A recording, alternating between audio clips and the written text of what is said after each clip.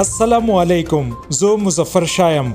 مهم خبر نه تاسو خبرو چې خیبر پختونخوا حکومت په دسمبر کې د بلدیاتي انتخاباتو په باره کې خط الیکشن کمیشن ته لیکلې.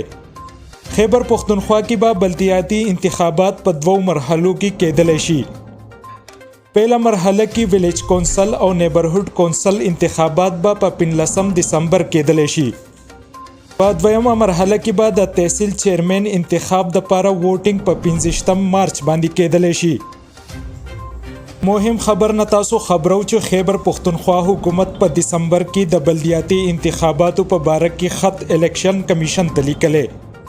خیبر پختونخوا کې به بلدیاتي انتخابات په 2 مرحلو کې کېدلی شي.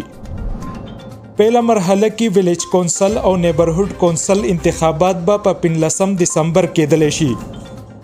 په دویمه مرحله کې به د تحصیل چیرمن انتخاب د پاره ووټینګ په 15 مارچ باندې کېدلی شي.